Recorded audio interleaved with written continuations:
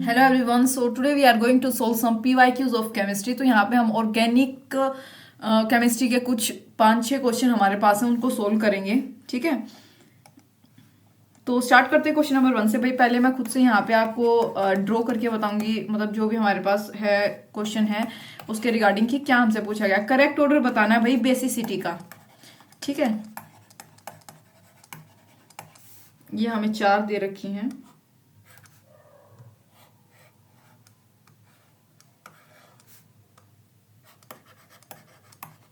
ये ए,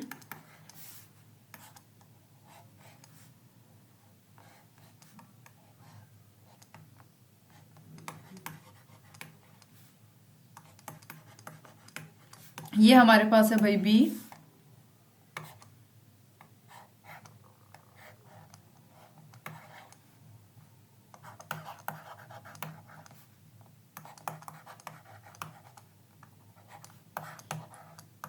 ये सी है,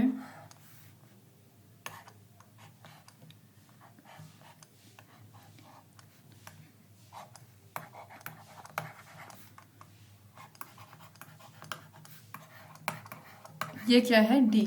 ठीक है, 4 ऑप्शन हमारे पास हैं, ए बी सी डी। तो यहाँ पे करेक्ट ऑर्डर बेसिसिटी का क्या होगा ये बताना है।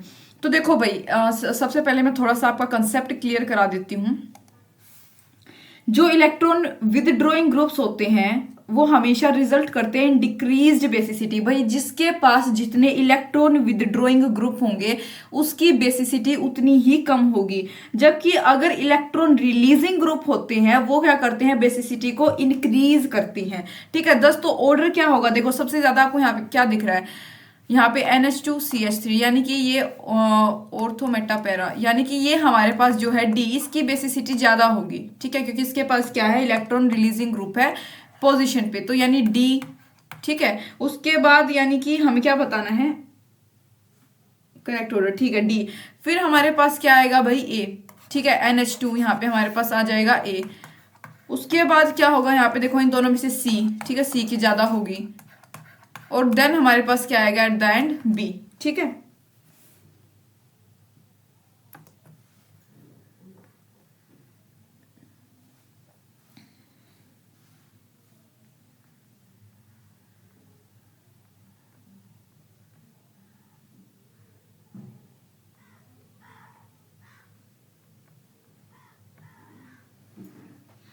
भाई और मैं थोड़ा सा और बता देती हूँ। बेसिसिटी जो है अमाइंस में क्या होते हैं। देखो अमाइंस क्या होते हैं, बेसिक होते हैं, क्योंकि उनकी अगर मैं नेचर की बात करूँ, अमाइंस कैसे होते हैं, बेसिक होते हैं। ठीक है, यहाँ पे अमाइंस वाले चैप्टर का ही हमारे पास ये क्वेश्चन है। क्यों, क्योंकि ये पोजेस करते हैं अनशेयर्ड इलेक्ट्रॉन का पेयर। ठीक है, क्यों होते हैं ये बेसिक, क्योंकि इनके पास क्या होते हैं, अनशेयर्ड इलेक्ट्रॉन का पेयर होता है। ठीक है, अनशेयर्ड इलेक्ट्रॉन का पेयर होता है जो कि विच दे कैन शेयर, जो कि वो दूसरे किसी एटम के साथ भी शेयर कर सकते हैं। तो जो अनशेयर्ड इलेक्ट्रॉन होते हैं वो क्या बना देते हैं, इलेक्ट्रॉन डेंसिटी बना देते हैं नाइट्रोजन एटम के सराउंडिंग में। क्या बना देते हैं भाई, एक इलेक्ट्रॉन डेंसिटी बना देते हैं नाइट्रोजन एटम के सराउंडिंग में। तो जो जितनी ज्यादा इलेक्ट्रॉन डेंसिटी उतना ही ज्यादा मॉलिक्यूल क्या होगा, बेसिक होगा। क्या बोला गया है यहाँ पे, जितनी ज्यादा इलेक्ट्रॉन डेंसिटी होगी उतना ही ज्यादा मॉलिक्यूल क्या होगा, बेसिक होगा। ठीक है, और मैं आपको जो है बेसिसिटी के रिगार्डिंग में सब कुछ अच्छे से डिटेल में बताना चाहती हूँ। तो देखो यहाँ पे मैं आपको 3 मेजर फैक्टर भी बताऊंगी बेसिसिटी ऑफ अमाइंस के क्या क्या होते हैं। ठीक है, 3 major factors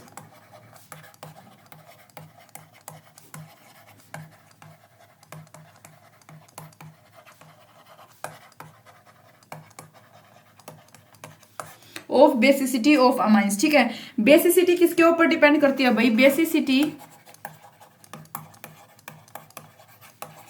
depends on the, किसके ऊपर भाई, जो नेगेटिव चार्ज होता है, बेसिसिटी हमेशा डिपेंड करती है negative charge on the nitrogen atom. Nitrogen atom के ऊपर जो भी नेगेटिव चार्ज होगा भाई, बेसिसिटी एक तो उसके ऊपर डिपेंड करेगी। दूसरा, चार्ज डेंसिटी कैसी है। ठीक है, जो मैंने आपको बताया, जो electron density around nitrogen atom बनती है उसको चार्ज डेंसिटी बोलते हैं। तीसरा भाई, इलेक्ट्रॉन विदड्रॉइंग ग्रुप जो है वो क्या करते हैं, इंक्रीज कर देते हैं कंपाउंड की एसिडिटी को। ठीक है, बाय रिमूविंग, वहां से इलेक्ट्रॉन डेंसिटी को रिमूव करके उसके कॉन्जुगेट बेस में से क्या बना देंगे, electron withdrawing group, electron withdrawing group उसको क्या बना देते हैं, एसिडिक बना देते हैं, ठीक है, उसकी एसिडिटी को इंक्रीज कर देते हैं। दूसरा क्या है, रेजोनेंस और इंडक्टिव इफेक्ट जो है वो बेसिसिटी को डिक्रीज करते हैं। क्या बोला मैंने, रेजोनेंस और इंडक्टिव इफेक्ट क्या करते हैं भाई, बेसिसिटी को डिक्रीज करते हैं। और रेजोनेंस इफेक्ट क्या होता है मैं ये भी बताऊंगी आपको, ठीक है, जब हमारे पास कॉन्सेप्ट में से कॉन्सेप्ट निकल ही रहे हैं तो मैं सारी चीजें आपको बता देती हूँ। रेजोनेंस इफेक्ट का क्या मतलब होता है, रेजोनेंस इफेक्ट पोलैरिटी होती है, ठीक है। पोलैरिटी कब प्रोड्यूस होती है, पोलैरिटी प्रोड्यूस्ड इन मॉलिक्यूल, जो कि एक मॉलिक्यूल में प्रोड्यूस होती है ड्यू टू, किसकी वजह से, due to interaction between lone pair of electron, due to interaction, किसके बीच की इंटरेक्शन के कारण, जो लोन पेयर है किसका, इलेक्ट्रॉन का, और एक पाई बॉन्ड के बीच में। Polarity basically resonance is the polarity which is produced in a molecule due to, किसके बीच के, जो लोन पेयर होते हैं, मान लो नाइट्रोजन के ऊपर हमारे पास 4 लोन पेयर हैं बेसिकली, मतलब फॉर एग्जांपल, ठीक है, 6 होते हैं वैसे तो यहाँ पे हमारे पास क्या होगा, ये जो लोन पेयर होगा इसका इंटरेक्शन किसके साथ, एंड पाई बॉन्ड का इंटरेक्शन जो होगा आपस में, उसकी वजह से जो भी पोलैरिटी वहां पे प्रोड्यूस होती है उसी को बोलते हैं रेजोनेंस इफेक्ट, ठीक है, दो एडजेसेंट जो है एटम के बीच का। और मैं आपको बता दूं कि पॉजिटिव रेजोनेंस इफेक्ट कब होता है, पॉजिटिव रेजोनेंस इफेक्ट का मतलब होता है, ये कब होता है, जब कोई ग्रुप जो है इलेक्ट्रॉन को रिलीज करे, ठीक है, टू द अदर, मतलब किसी दूसरे मॉलिक्यूल के लिए, by the process of delocalization, मतलब कि अपने किसी भी उसको इलेक्ट्रॉन को दूसरे के लिए रिलीज कर दिया, यानी कि वहां से उसका क्या हो गया, डीलोकलाइजेशन हो गया, राइट, वो एक जगह से दूसरी जगह पे शिफ्ट हो गया, यानी कि उसको बोलते हैं क्या, पॉजिटिव रेजोनेंस इफेक्ट। ग्रुप्स जो होते हैं यूजुअली डिनोटेड, हम उसको पॉजिटिव आर, जो प्लस पॉजिटिव रेजोनेंस इफेक्ट है उसको प्लस आर या फिर प्लस एम से भी उसको रिप्रेजेंट कर सकते हैं, यानी मेजिमेरिक इफेक्ट भी इसको बोल सकते हैं। इस प्रोसेस में जो मॉलिक्यूलर इलेक्ट्रॉन डेंसिटी होती है वो हमेशा इंक्रीज होती है भाई, molecular electron density always increases. For example याद रख सकते हो, पॉजिटिव आर का जो एग्जांपल है माइनस, मतलब ये OH हो गया, SH, OR एंड SR, ये सब किसके एग्जाम्पल है, पॉजिटिव रेजोनेंस इफेक्ट के एग्जाम्पल हैं, ठीक है। और मैं आपको बताती हूँ कि इंडक्टिव इफेक्ट क्या होता है। देखो, जो मेन डिस्टिंक्शन होता है ना बेसिकली इंडक्टिव और रेजोनेंस इफेक्ट के बीच में, वो क्या होता है, जो पोलराइजेशन होती है केमिकल बॉन्ड्स की, वो क्या करती है भाई, केमिकल बॉन्ड की पोलराइजेशन होगी, उसकी वजह से इंडक्टिव इफेक्ट होता है। इन कॉन्ट्रास्ट, यानी कि इसके अपोजिट में रेजोनेंस इफेक्ट कब होता है, जब डबल और सिंगल बॉन्ड एक साथ आए, आर कोज्ड बाय डबल और सिंगल बॉन्ड टुगेदर, मतलब केमिकल बॉन्ड के द्वारा पोलराइजेशन हुई तो इंडक्टिव इफेक्ट बोलेंगे, ठीक है। सिंगल और डबल बॉन्ड टुगेदर, उनकी वजह से अगर कोई भी पोलराइजेशन आती है तो उसको रेजोनेंस इफेक्ट बोलते हैं, ठीक है। ये इन दोनों के बीच का एक मेजर डिफरेंस होता है। ये भी जान लो कि कौन सा स्ट्रोंगर होता है, रेजोनेंस इफेक्ट या इंडक्टिव इफेक्ट। देखो, व्हेन द सब्स्टिट्यूएंट जैसे कि पहले मैं इसको इरेज कर देती हूँ भाई,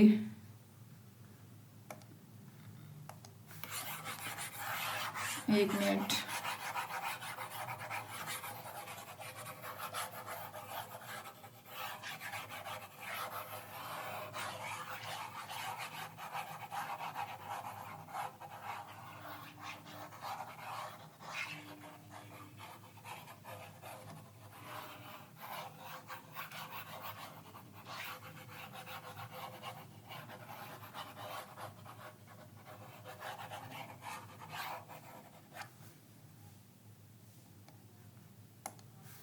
देखो भाई कौन सा स्ट्रोंगर होता है, रेजोनेंस या इंडक्टिव इफेक्ट। देखो, जब सब्स्टिट्यूएंट्स जैसे कि ये OH मैंने बताया था, उनके पास कोई भी अनशेयर्ड पेयर ऑफ इलेक्ट्रॉन हो, have any unshared pair of electrons, तो जो रेजोनेंस इफेक्ट होता है वो स्ट्रोंगर होता है।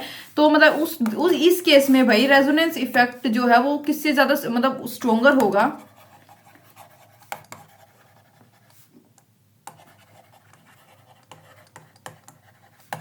इंडक्टिव इफेक्ट से, ठीक है। Which makes these substituents stronger activator, जो कि इन सब्स्टिट्यूएंट्स को ज्यादा अच्छे से, मतलब ये स्ट्रोंगर एक्टिवेटर्स बनते हैं। सिंस जो रेजोनेंस इफेक्ट है direct the electron toward the ring, resonance effect का एक और क्या काम होता है कि वो इलेक्ट्रॉन्स को जो है रिंग के टुवर्ड डायरेक्ट करता है, मतलब रिंग जो हमारी होती है उसके टुवर्ड्स इलेक्ट्रॉन्स को डायरेक्ट भी करता है, ठीक है। और ये भी बताना चाहिए भाई, अब देखो मैं एक से एक आगे आपको सारी चीजें डिटेल में बताती जा रही हूँ कि रेजोनेंस इफेक्ट परमानेंट होता है, तो हाँ भाई ये एक परमानेंट इफेक्ट होता है जो कि ऑपरेट करता है किसमें, अनसैचुरेटेड मॉलिक्यूल। अनसैचुरेटेड का मतलब डबल बॉन्ड ठीक है, जो होते हैं हमारे और मॉलिक्यूल्स, और स्पेशली दोज अनसैचुरेटेड मॉलिक्यूल्स जो कि इन्वॉल्व करते हैं कॉन्जुगेशन को। परमानेंट कॉन्जुगेशन मतलब कि जो एक साथ बॉन्डिंग करते हैं बेसिकली। परमानेंट और कंप्लीट शिफ्टिंग जो होती है पाई इलेक्ट्रॉन पेयर की किसी भी मल्टीपल बॉन्ड में टू वन ऑफ द किसके साथ, एक दूसरे बॉन्डेड एटम के साथ या फिर उसके जो एडजेसेंट सिंगल बॉन्ड होगा उसको बोलते हैं रेजोनेंस इफेक्ट। ठीक है, तो भाई ये पूरा मैंने आपको जो है कंसेप्ट किसके रिगार्डिंग समझा दिया है। ये था, मतलब क्वेश्चन तो कुछ था बेसिसिटी का रिलेटेड था। मैंने अमाइंस में आपको inductive, resonating, permanent, stronger, constituents, polarisation, सब कुछ मैंने वो चीजें आपको बता दी हैं। ठीक है, मतलब बेसिकली एक कंप्लीट मैंने आपको थ्योरी वाइज सारी चीजें बताई हैं। और पोलराइजेशन क्या होता है, मैंने ये शब्द भी कई बार यूज किया, अगर आपको ना पता तो। पोलराइजेशन का मतलब होता है भाई distortion of negatively charged ion, negatively charged ions electron cloud by a positively charged ion। भाई एक नेगेटिवली चार्ज आयन की वजह से अगर एक पॉजिटिवली चार्ज आयन में डिस्टोर्शन हो जाए यानी विकृति आ जाए, उसको बोलते हैं मॉलिक्यूल के पास डायपोल मूवमेंट होता है, किसकी वजह से, पोलराइजेशन की वजह से। ठीक है, बेसिकली कैटायन की ability to distort anion is known as polarization power. ठीक है, तो भाई अब नेक्स्ट क्वेश्चन की तरफ मूव करते हैं, काफी टाइम लगा दिया हमने इसमें। क्वेश्चन क्या है भाई, सेकंड क्वेश्चन देखो, benzyl amine can not be prepared by. चार ऑप्शन हमारे पास यहाँ पे है। पहले मैं ऑप्शन लिखूंगी C6H5CO NH2 LiAlH4 और ईथर। बी ऑप्शन क्या होगा, C6H5CH2CO NH2 plus Br2 plus KOH। C option क्या होगा, C6H5CN LiAlH4। डी ऑप्शन मेरे पास क्या होगा भाई, C6H5CH2NC LiAlH4। ठीक है, ये चार जो है मेरे पास ऑप्शन है ABCOD। ठीक है, ये बताना है कि बेंजाइल अमाइन जो है can not be prepared by, इनमें से कौन से के द्वारा बेंजाइल क्लोराइड को हम प्रिपेयर नहीं कर सकते। मैं इन चारों के बारे में, चारों का आपको बता देती हूँ। ठीक है, किसी एक का नहीं, चारों का ही देख लेंगे।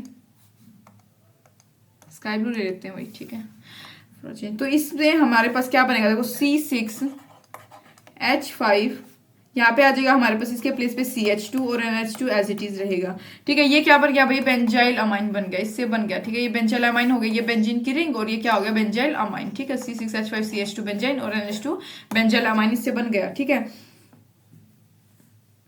Br2 यहाँ, अरे मैंने यहाँ पे लिखा नहीं क्या, Br2 और KOH ये रिएजेंट मेजर होते हैं भाई, ये याद रखने वाली चीज है। इससे भी भाई हमारे पास C6H5CH2NH2 बन जाएगा। ठीक है, यानी बेंजाइल अमाइन इससे भी बनेगा। ये जो हमारा है इससे भी LiL, मतलब आप बेसिकली इन रिएजेंट को याद रखोगे भाई, कि इन रिएजेंट से आपको ये चीजें याद नहीं रह सकती। आप कभी भी रिएक्टेंट को थोड़ी याद रख सकते हो कि भाई कैसे, आप रिएजेंट को याद रखोगे कि भाई यहाँ पे हमारे पास LiLH4 था, ईथर था, ब्रोमीन था, पोटेशियम हाइड्रोक्साइड था, LiLH4 था। अगेन इनकी प्रेजेंस में हमेशा जो है क्या है, ये बन सकता है। ठीक है, अमाइन यहाँ पे हमारे पास बन जाएगा। और यहाँ पे साइनाइड, बेसिकली साइनाइड की भी देखोगे कि यहाँ पे साइनाइड था हमारे पास इस कंडीशन में। ठीक है, CN। ठीक है, आइसोसाइनाइड, ये आइसोसाइनाइड मेजर है भाई इसके लिए। ठीक है, क्योंकि आगे जो हमारे पास ये ऑप्शन है, इसमें देखो चीज तो सेम है, वही रिएजेंट दे रखा है, लेकिन यहाँ पे NC, ये अपोजिट, आपने ये चीज पढ़ी हुई होगी, ये अलग हो गया। ठीक है, NC हो गया ये, यानी कि इसका कौन सा नाम था भाई, ये एक दूसरा नाम होता है इसका। ठीक है, साइनाइड जो है ये हमारे पास, ठीक है, ये नियोसाइनाइड हो गया। ठीक है, तो ये हमारे पास नहीं होगा, इसके जरिए नहीं बना सकते हम, सिर्फ आइसोसाइनाइड की मदद से ही हमारे पास बेंजाइल अमाइन बनेगा। इससे हमारे क्या बनेगा, देखो C6H5CH2 NHCH3, यानी कि क्या बन गया भाई, सेकेंडरी अमाइन बनेगा। ठीक है, क्या बन गया, सेकेंडरी अमाइन बन गया, बेंजाइल अमाइन नहीं बन सकता। ठीक है, चलो भाई नेक्स्ट क्वेश्चन की तरफ मूव करेंगे।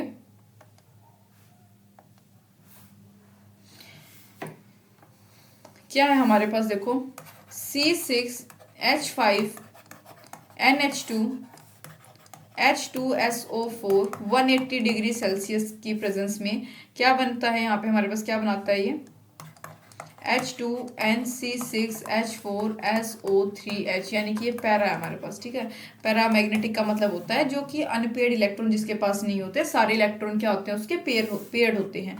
तो क्या बताना है भाई, ट्रू स्टेटमेंट बतानी है, the true statement about the प्रोडक्टेड, product के बारे में क्या ट्रू स्टेटमेंट होगी वो बताना है, ठीक है। चार ऑप्शन कौन से हैं, it does not exist as, it does not exist as zwitterion, zwitterion क्या होता है भाई, जिसके पास दोनों प्रकार का नेचर होता है, अपना ये एसिडिक भी और बेसिक भी, ठीक है, उसको बोलते हैं ज्विटर आयन। नेक्स्ट क्या होगा, amine displays a powerful basic character, amine displace करता है एक पावरफुल बेसिक कैरेक्टर को, ठीक है। नेक्स्ट क्या है, it does not act as inner salt,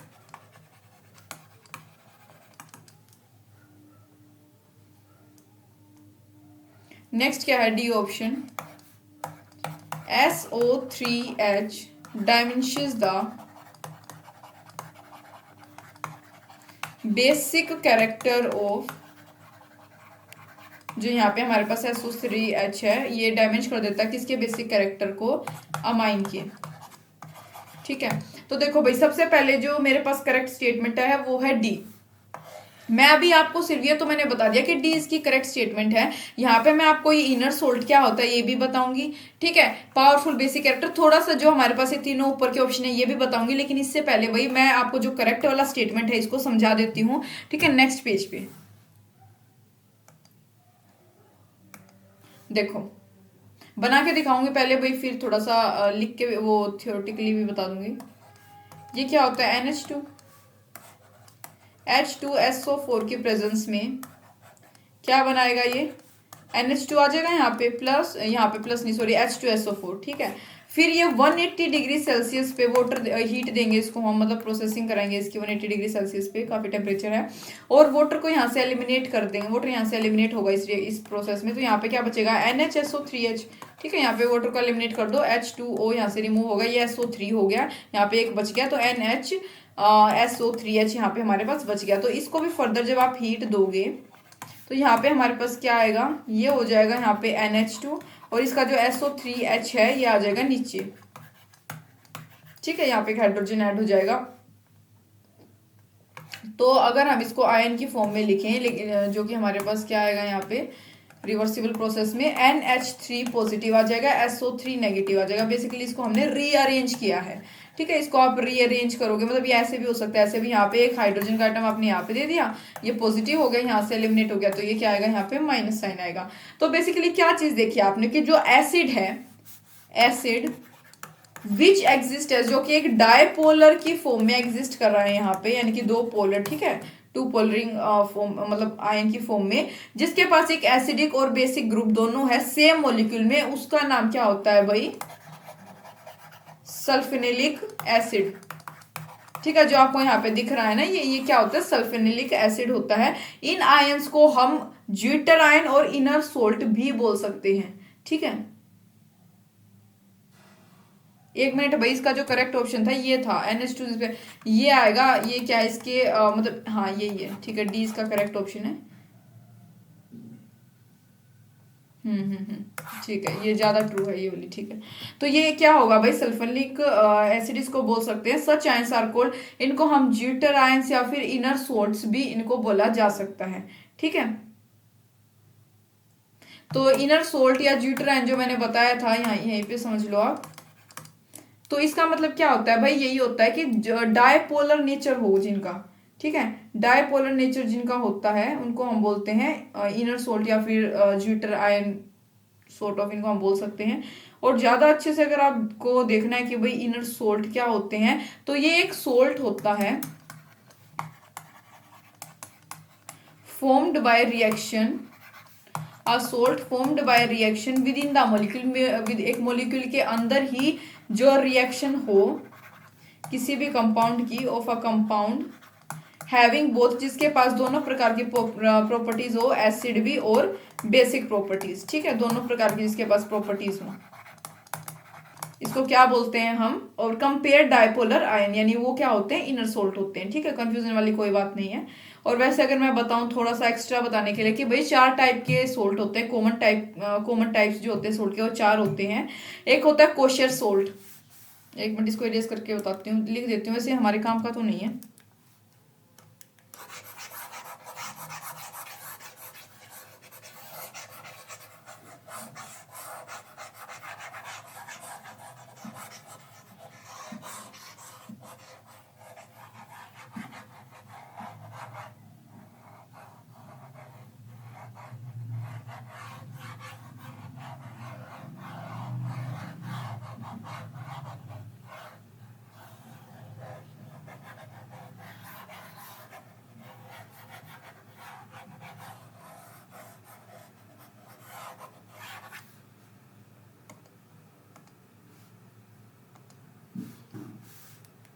देखो भाई, एक होता है भाई कोशर सोल्ट।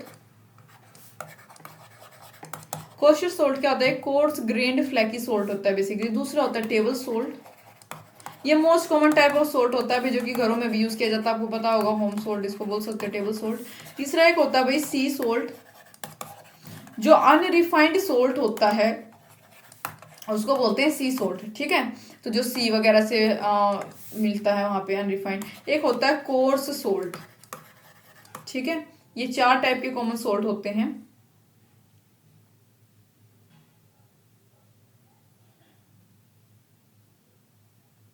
और कोर्स सोल्ट क्या होता है, एक बार ये भी मैं बता देती हूँ। देखो, coarse salt refer to larger standard salt crystal. देखो, जितने भी most of the coarse salt जो होते हैं वो best use in the grinder मतलब देखो, कोर्स सोल्ट वो होते हैं, अगर बिल्कुल वो क्रिस्टल की फॉर्म में नहीं होते बड़े बड़े, मतलब लाइटिश, बिल्कुल लाइट लाइट से उसमें बिल्कुल वाइट नहीं होते, प्योर वाइट, थोड़ा सा ब्राउनिश या काइंड ऑफ, मतलब बेसिकली वो जिस मतलब ऐसे बड़े बड़े से क्रिस्टल्स में होते हैं जो, ठीक है, वो होता है, उनको बोलते हैं भाई कोर्स सोल्ट, ठीक है, वो होते हैं। अब पता नहीं आप इस बात से रिलेट कर पाए या नहीं, खैर आप जो इसको सर्च करके फोटो वगैरह देख सकते हो। इसको ग्राइंड किया जा सकता है इजीली, मतलब ये ग्राइंड मतलब ग्राइंडिंग फॉर्म में हो सकता है। टेबल सोल्ट आपको पता चल गया, सी सोल्ट पता है, कोशर सोल्ट मैंने बता दिया कि ये भी एक टाइप का सोल्ट ही होता है। ये भी बता देती हूँ कि क्या होता है, इसको किचन सोल्ट भी बोल सकते हो, ठीक है। कोर्स एडिबल सोल्ट यूजली जो विदाउट कॉमन एडिटिव्स, मतलब किसी भी एडिटिव के मतलब विदाउट एडिटिव्स जो होता है, जैसे आयोडीन वगैरह हो गया, टिपिकली इसको कुकिंग वगैरह में यूज किया जाता है, ठीक है, कुकिंग वगैरह में यूज के लिए होता है ये।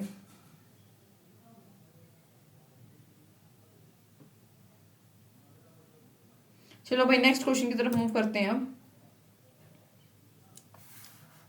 क्या दे रखा है, देखो, जो नाइट्रेशन है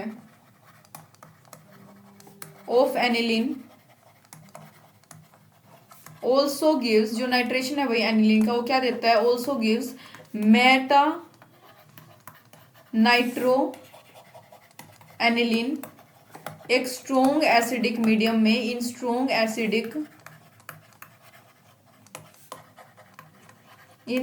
एसिडिक मीडियम बिकॉज, मैंने क्या बोला भाई, जो नाइट्रेशन होता है एनिलीन का, ठीक है, वो मेटा नाइट्रो एनिलीन देता है स्ट्रोंग एसिडिक मीडियम में, ऐसा क्यों। 4 रीजन दे रखे हैं भाई, 4 ऑप्शन है, मैं ये भी बता देती हूँ।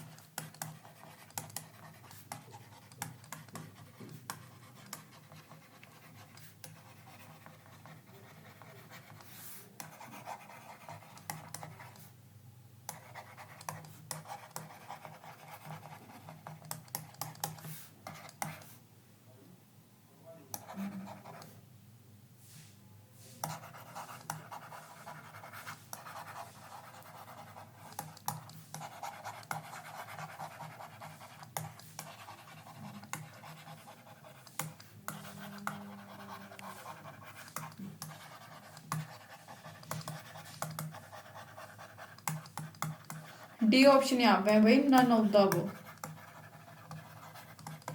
यहाँ पे मैं आपको करेक्ट बताऊंगी, नेक्स्ट पेज पे जो भी करेक्ट है उसका रीजन दूंगी, ठीक है। करेक्ट स्टेटमेंट हमारे पास इसमें कौन सी है, क्यों ऐसा होता है, C option. Strong acidic medium में जो एनिलीन है वो प्रेजेंट होता है एक एनिलियम आयन की फॉर्म में। कैसे, अब वो नेक्स्ट पेज पे समझो।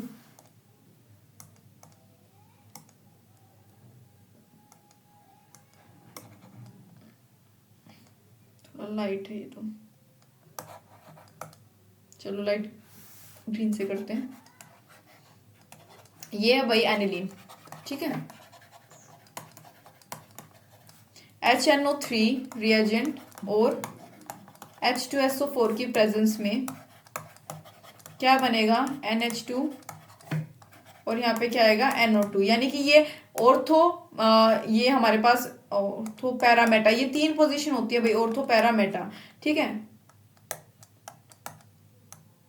हाँ, ऑर्थो मेटा पैरा, ये 3 पोजीशन होती है। तो ये कौन सी वाली होगी भाई, ये हमारे पास क्या आई, पैरा नाइट्रो एनिलीन, ठीक है। 51% का जो है इसका कंपोजिशन रहता है इसमें, प्लस HNO3 3 है। यहाँ पे हमारे पास क्या हुई, ये मेटा पोजीशन, ये वाली यहाँ पे क्या हुई, मेटा पोजीशन पे हमारे पास क्या है, तो ये आप लिखो मेटा, ये नाइट्रो एनिलीन, ठीक है। आप समझ गए, 47% का इसका कंपोजिशन होगा, प्लस ऑर्थो पोजीशन पे, यानी जो ऑर्थो, ये ऑर्थो होती है यहाँ पे, ये मेटा और ये पैरा, ठीक है। आप समझ गए हो, ये इस पोजीशन पे हमारे पास NO2 आया, ये क्या हुई भाई, ऑर्थो वाली, ठीक है, जिसका 2% का कंपोजिशन होता है। तो देखो जो नाइट्रेशन होता है एनिलीन का, वो क्या देता है भाई, मेटा नाइट्रो एनिलीन भी देता है एक स्ट्रॉन्ग एसिडिक मीडियम में। क्योंकि स्ट्रॉन्ग एसिडिक कंडीशन में क्या होता है भाई, NH2 जो होता है इसका प्रोटोनेशन हो जाता है। प्रोटोनेशन ऑफ NH2 गिव्स क्या देता है, जिसकी वजह से प्रोटोनेशन होगा, एक ऐड होगा, इसका मतलब वो क्या हो गया, NH3 पॉजिटिव, और इसको हम क्या बोलते हैं, एनिलीनियम आयन, ठीक है। जो कि क्या होता है, जो कि डीएक्टिवेटिंग होता है नेचर में, और मेटा डायरेक्टिव नेचर होता है जिसका, ठीक है। तो हमारे पास एसिडिक नेचर में 47% का जो इसका क्या हो गया, जो इसका ये कंपोजिशन होता है, तो हमें क्या देता है, 47% में ये मिलता है। नेक्स्ट क्वेश्चन की बात करेंगे भैया।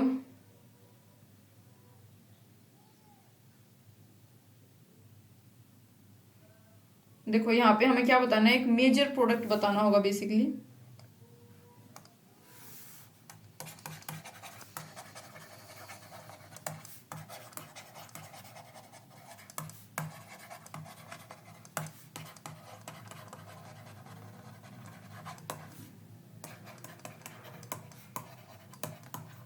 The major product of following reaction is, कौन सी रिएक्शन, देखो मैं बना के दिखा रही हूँ।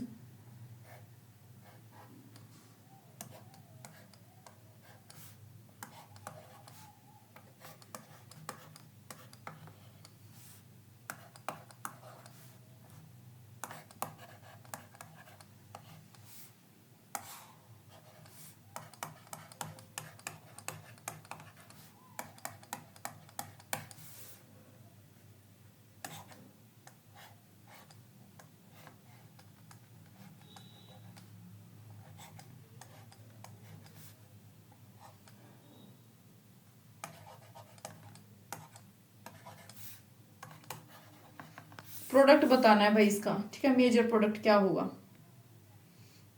तो सीधा भी क्वेश्चन को सोल्व ही करते हैं, ऑप्शंस की कोई आवश्यकता नहीं है इसमें। तो देखो ये फर्स्ट स्टेप होता है गैब्रियल्स थैलेमाइड सिंथेसिस का, फर्स्ट स्टेप, ठीक है। जो हाइड्रोजन बॉन्डेड होता है नाइट्रोजन के साथ, यहाँ पे जो हाइड्रोजन नाइट्रोजन मतलब हाइड्रोजन जो होता है, जो नाइट्रोजन के साथ बॉन्डिंग में होता है, वो कैसा होता है भाई, सफिशिएंटली एसिडिक होता है। किसकी वजह से, 2 अल्फा कार्बोनाइल की वजह से। 2 अल्फा कार्बोनाइल है, इनकी वजह से ये क्या होता है, जो नाइट्रोजन हाइड्रोजन के साथ बॉन्डिंग में होता है, ये सफिशिएंटली एसिडिक होता है, ठीक है। क्या होता है भाई, सफिशिएंटली एसिडिक होता है यहाँ पे। तो आप इसको जब बनाओगे तो क्या आएगा, देखो ये हमारे पास आएगा कुछ इस प्रकार। इसको इरेज कर देती हूँ भाई, मैं दोबारा से सारा आपको बना के दिखा रही हूँ ये, ठीक है। ताकि आप देखो आधा यहाँ पे करें और आधा नेक्स्ट पेज पे करेंगे तो चीज़ें अच्छे से क्लियर नहीं हो पाएंगी।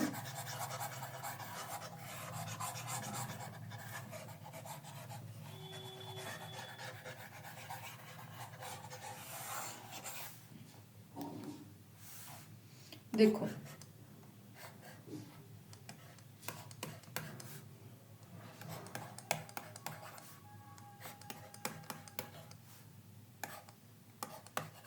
ये है NH प्लस यहाँ पे हाइड्रोक्साइड इसके साथ ऐड होता है, क्या मिलता है भाई H2O तो अलग हो गया, ये H2O ये एलिमिनेट हो जाएगा यहाँ से, प्लस में क्या आएगा यहाँ पे देखो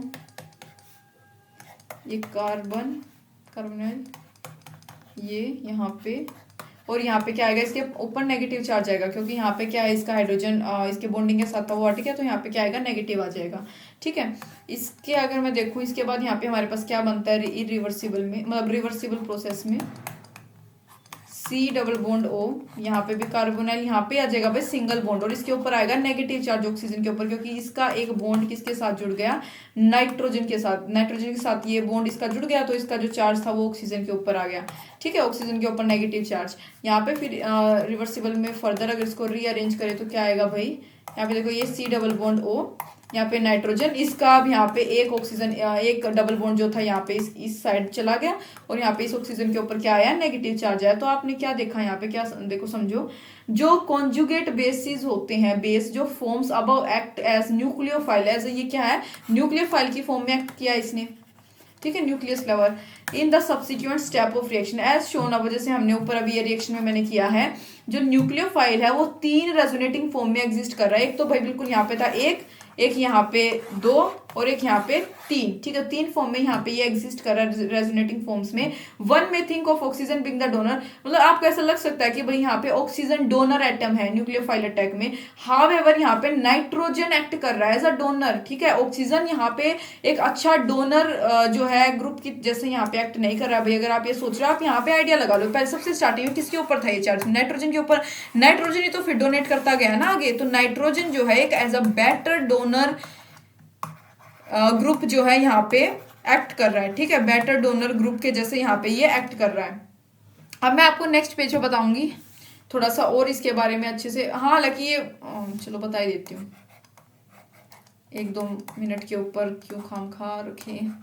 यहाँ पे डबल बॉन्ड ऑक्सीजन था, यहाँ पे डबल, ये दूसरे वाला है भाई अब। ठीक है, यहाँ पे क्या है नाइट्रोजन। ठीक है, नेगेटिव बॉन्ड प्लस यहाँ पे क्या है CH2, इसके साथ कौन सा जुड़ा है यहाँ पे ब्रोमीन। ठीक है, ये जो इसका नेगेटिव चार्ज होगा ये यहाँ पे CH2 के ऊपर क्या करेगा एक्ट करेगा। ठीक है, इसके साथ ये क्लोरीन जुड़ा था, तो यहाँ पे ये भाई SN2 मैकेनिज्म रिएक्शन, आपको पता होगा जो दोनों साइड से जिसमें अटैक हो सके वो रिएक्शन ये एक साइड से।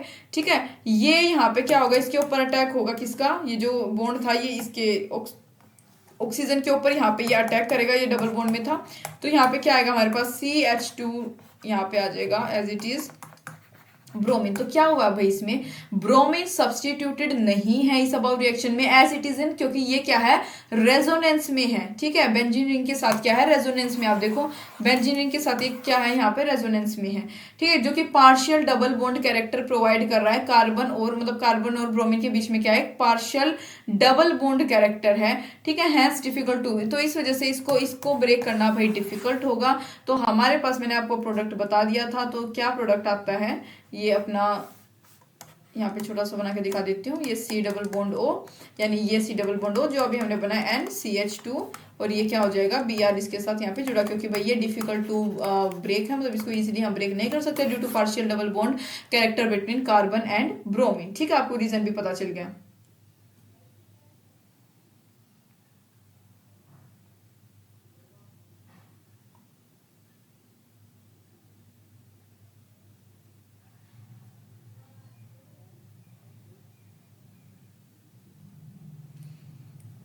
नेक्स्ट क्वेश्चन की बात करेंगे भाई।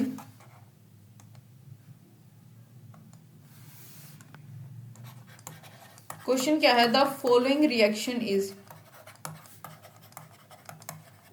फॉलोइंग रिएक्शन क्या है, ये रिएक्शन हमारे पास है PH फिनोल NH इसके साथ एक और फिनोल जुड़ा है स्ट्रॉन्ग एसिड की प्रेजेंस में H2N,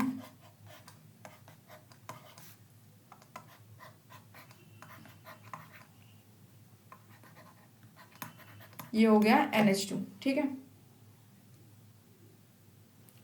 ऑप्शन क्या क्या है,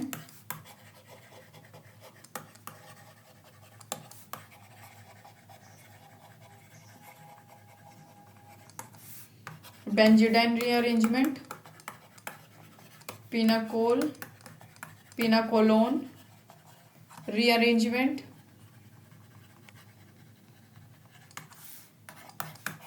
प्राइज रीअरेंजमेंट। डी ऑप्शन हमारे पास क्या है भाई, बेंजील बेंजिलिक एसिड रीअरेंजमेंट। ठीक है, तो क्या क्वेश्चन था, फॉलोइंग रिएक्शन, ये रिएक्शन कौन सी है भाई, बेंजीडाइन रीअरेंजमेंट। तो फर्स्ट ऑप्शन इसका करेक्ट है। देखो भाई, पिनाकोलोन रीअरेंजमेंट जो होती है उसको हम किस कंटेक्स्ट में यूज करते हैं, पेन चेंज करके बताती हूँ। ठीक है, उसका यूज किया जाता है फॉर कन्वर्टिंग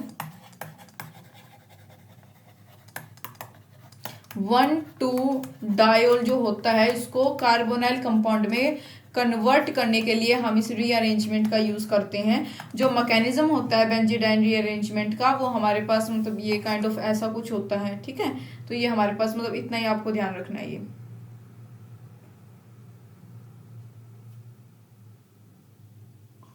एक क्वेश्चन है भाई, काफी इजी सा है ये तो।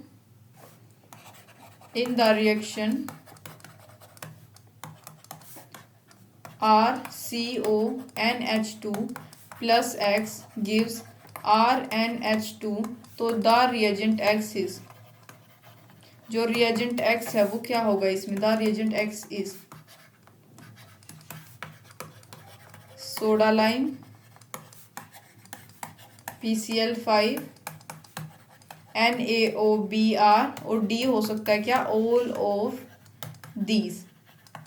सोडा लाइम, PCl5, NaOBr या ऑल ऑफ दिस। तो इस रिएक्शन में रिएजेंट क्या होगा भाई, तो आपको याद रखना है NaOBr, तभी से मतलब इसी की मदद से तो हमारे पास RNH2 बनता है। ठीक है, याद रखोगे, ये तो रिएजेंट है भाई, आपको याद रखना है। प्राइमरी अमाइन होगा, ये किसकी मदद से बनेगा, कौन से रिएजेंट की प्रेजेंस में, NaOBr। ठीक है, जैसे क्या बनता है देखो, यहाँ पे एक बार फिर बना देती हूँ, RCONH2 प्लस यहाँ पे रिएजेंट NaOBr गिव्स क्या देगा, RNH2 प्लस यहाँ पे NaBr प्लस Na2CO3। ये पूरा प्रोडक्ट हमारे पास यहाँ पे बन के आता है 2H2O। ठीक है, ये हमारे पास आएगा।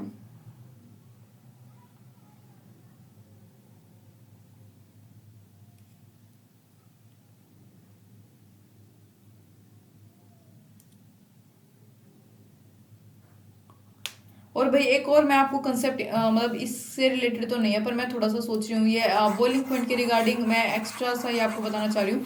उसके रिगार्डिंग PYQ तो नहीं आया है हमारे पास, पर समझने में कुछ नहीं जाता, आपकी अंडरस्टैंडिंग बढ़ेगी थोड़ा सा एक्स्ट्रा नॉलेज से।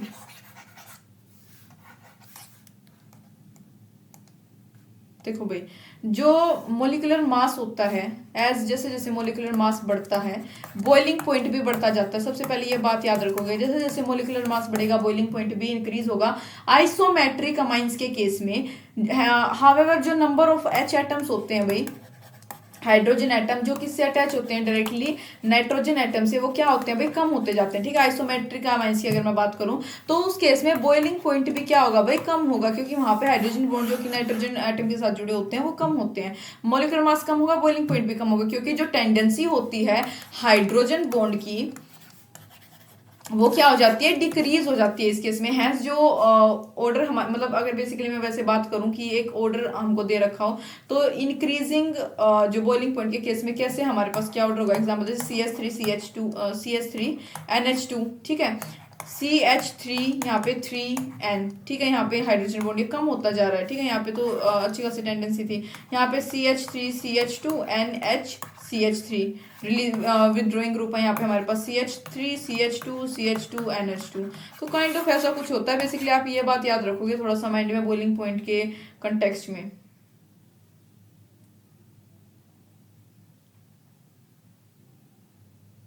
और थोड़ा सा और बता देती हूँ। देखो, जो बेसिसिटी होती है अमाइन की, वो इंक्रीज होती है विद इंक्रीजिंग, जैसे जैसे हम पॉजिटिव आइसोमेरिक इफेक्ट जो मैं अच्छे से समझा के आई थी, जैसे जैसे वो इंक्रीज होगा बेसिसिटी अमाइन की बढ़ती है।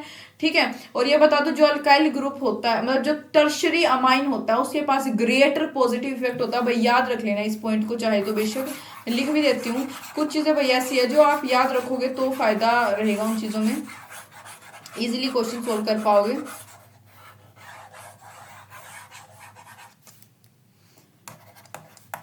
टर्शरी अमाइन के पास क्या होता है भाई, greater positive I effect, positive I यानी आइसोमेरिक इफेक्ट जो मैंने बताया था, as compare to secondary and primary, ठीक है, but less basic than this, लेकिन ये इन सबसे कम बेसिक होता है। ऐसा क्यों होता है? देखो भाई, ग्रेटर आई इफेक्ट मैंने अभी बोला कि पॉजिटिव आइसोमेरिक इफेक्ट जिसका जितना ज्यादा बेसिसिटी उतनी उसकी ज्यादा होगी, लेकिन टर्शरी अमाइन का भाई पॉजिटिव आई इफेक्ट तो ज्यादा है as compare to secondary and positive, लेकिन फिर भी ये कम बेसिक क्यों होता है भाई? इसका एक रीजन है, बट क्योंकि ड्यू टू स्टीरिक हिंड्रेंस, इसके पास भाई हिंड्रेंस बहुत ज्यादा होती है, यानी रुकावटें बहुत ज्यादा हैं, ठीक है, बल्कि ग्रुप्स की, स्टीरिंग हिंड्रेंस ऑफ बल्कि ग्रुप्स की वजह से इसमें हिंड्रेंस ज्यादा होती है।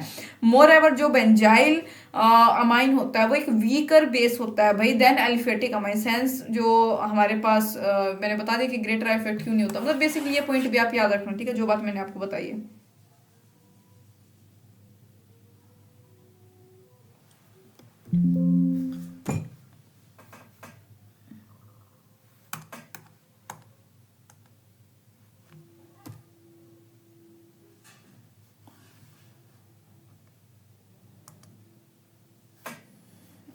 एक मिनट भाई, हमारे पास स्लाइड खत्म हो गई है।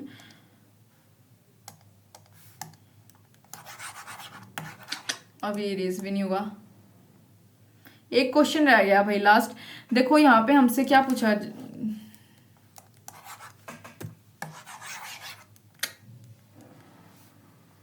देखो एक रिएक्शन है जिसमें रिएजेंट पूछा गया कि रिएजेंट क्या होता है, क्या है हमारे पास RCOOH प्लस एक्स, यहाँ पे कंसंट्रेटेड H2SO4 की प्रेजेंस में हमारे पास आता है RnH2।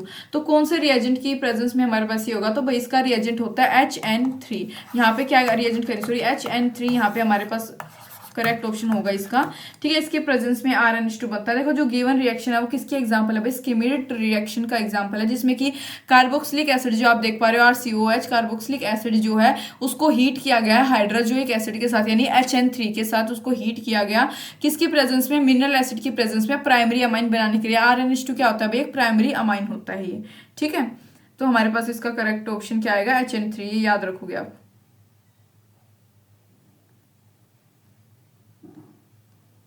तो भाई इसी के साथ जो है हमारे कुछ PYQs यहाँ पे फिनिश हो गए हैं।